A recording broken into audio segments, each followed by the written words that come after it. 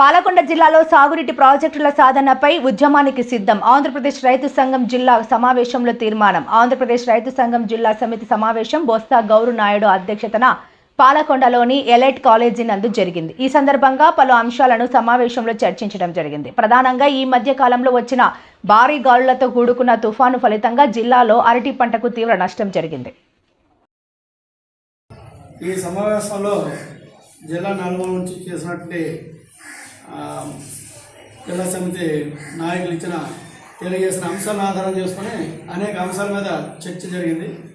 ప్రధానంగా ఏదైతే మన గాలివాన తుఫాను ఉందో తుఫాను ఫలితంగా జరిగిన నష్టాన్ని ప్రభుత్వం అంచనాలు వేసి క్షేత్రస్థాయిలో పరిశీలన జరిపి అంచనాలు వేసి జరిగిన నష్టాన్ని రైతులకు అందించాలని చెప్పి ఒక తీర్మానం చేయడం జరిగింది. దాని మీద కూడా ఆందోళన చూపిస్తున్నాం.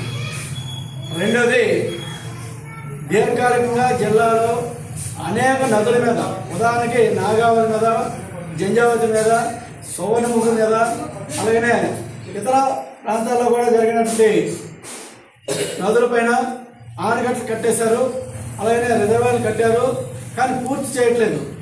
ఉదాహరణ తోటపల్లి ఎడమ ప్రధాన కాలువ బ్రిటిష్ వాళ్ళు కట్టింది శిథిలావస్థ చేరుకుందని తోటపల్లి బ్యారేజ్ కట్టారు. ఈ తోటపల్లి బ్రిటిష్ వాళ్ళు కట్టిన ఎడమ కాలువ ద్వారా సుమారు 32,000 ఎకరాలు సాగు అందాలి. ఆధునీకరణ చేసిన తర్వాత 64,000 ఎకరాలు సాగునీరు ఇవ్వడానికి తోటపల్లి బ్యారేజీ నిర్మాణం చేపట్టారు. ఎడమ కాలువ మాత్రం ఆ 32,000 ఎకరాలు కూడా సాగునీరు ఇచ్చే పరిస్థితి ఈనాటికి కూడా లేదు. మరి ఆ పెట్టుకున్న లక్ష్యం ప్రకారంగా 65,000 ఎకరాలకు ఎప్పుడు సాగునీరు ఇవ్వగలుగుతారు? ఆధునీకరణ పనులు ఇంకా పూర్తి కాకపోతే ఇంకెప్పుడు కావుద్ది? దీని మీద గతంలో పార్టీలకు అతీతంగా అన్ని పార్టీల్లో ఉన్నట్టు ప్రముఖులతో కలిపి ఒక జిల్లా సాధన సమితి అనేది తోటపల్లి రిజర్వాయర్ సాధన సమితి అనేది పెట్టుకోవడం జరిగింది. తోటపల్లి కాలువలో ఆధునీకరణ పనులు సాధన సమితి అనేది ఏర్పాటు చేసుకుని ముందుకు జరుపుతూ వచ్చాం.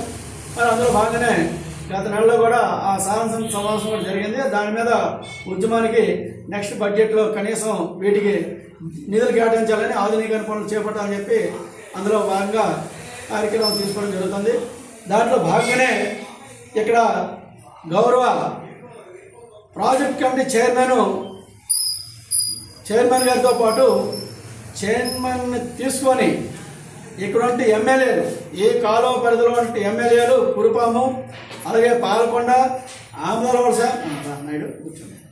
ఆమదలవలసతో పాటు రాజం నియోజకవర్గాల పరిధిలో ఈ కాలువ అనేది ఉంది. వీళ్ళతో కలిపి ఒక సమావేశం కూడా ఏర్పాటు చేయడం అనేది జరగబోతుంది. దానికి కూడా సాధన సమితిలో తీర్మానం చేయడం జరిగింది. అందులో భాగంగా మన రైతు సంఘం జిల్లా సమితి సమావేశంలో కూడా తీర్మానం చేస్తున్నాం. ఇక రెండో అంశం జంపర్కోట. ఆనాటి గౌరవ పెద్దలు కీర్తిశేషులు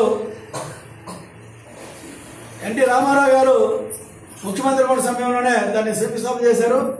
అది పూర్తి కాకపోవడం వల్ల ఈ నేటి కూడాను సుమారు 2,100 ఎకరాల గిరిజన రైతాంగానికి సంబంధించిన ప్రత్యేకించి ఆ ప్రాజెక్ట్ కట్టారు.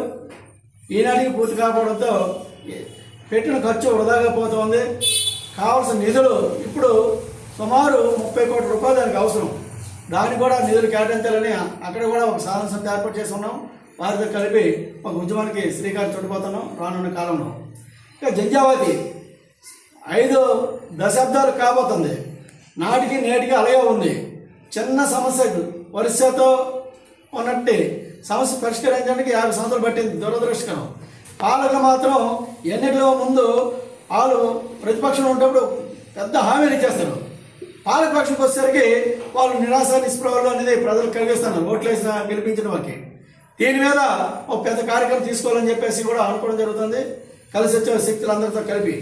అలాగే రావడి రిజర్వాయర్ అది ఆధునికంగా అన్నారు. అలాగే మరి సీతారాం రిజర్వాయర్, మరి పెదంకులం రిజర్వాయర్, అలాగనే సాలూరు దగ్గర ఉంటే అక్కడ పెద్దగడ్డ రిజర్వాయర్, వీటి మీద కూడా పోరాడడానికి ఆంధ్రప్రదేశ్ రైతు సంఘం శక్తివంతం లేకుండా కృషి చేయాలని చెప్పేసి ఈ సమావేశంలో తీర్మానం చేయడం జరిగింది. ప్రధానంగా రానున్న కాలంలో ఇక మరొక నెల 15 రోజుల్లో ధాన్యము, అలాగే ప్రతి మొక్కజొన్న పంటలు రెడీ అవుతున్నాయి. కానీ కొనుగోలు కేంద్రాలకి తక్షణమే ఏర్పాటు చేయాల్సిన బాధ్యత ఆ సమయంలో ఉంది. దాని మీద కూడా మనం రైతాంగానికి గిట్టుబాటు ధర అందే కోసం కొనుగోలు కేంద్రం ప్రధానంగా ప్రత్తికి సంబంధించి భాగంలో మన సంఘం పోరాట ఫలితంగా గత సంవత్సరం ప్రారంభించారు. ఇప్పుడు కురుపాములో కూడా పత్తి కొనుగోలు కేంద్రం ప్రారంభించడానికి కావాల్సిన ఉద్యమానికి శ్రీకారం చుట్టబోతున్నాం. అదే సమయంలో మొక్కజొన్న, దాంతోపాటు మరి మనకి జీడి మామిడి ఉంది. జీడి మామిడి కూడా గత సంవత్సరమే ఒక దగ్గర కొనుగోలు కేంద్రం పెట్టారు. అలా కాకుండా అన్ని సచివాలయ కేంద్రాల్లో ధాన్యాలు ఏది కొనుగోలు చేస్తున్నారో ఆ విధంగా జీడి మామిడి కూడా కొనుగోలు కేంద్రాలు పెట్టి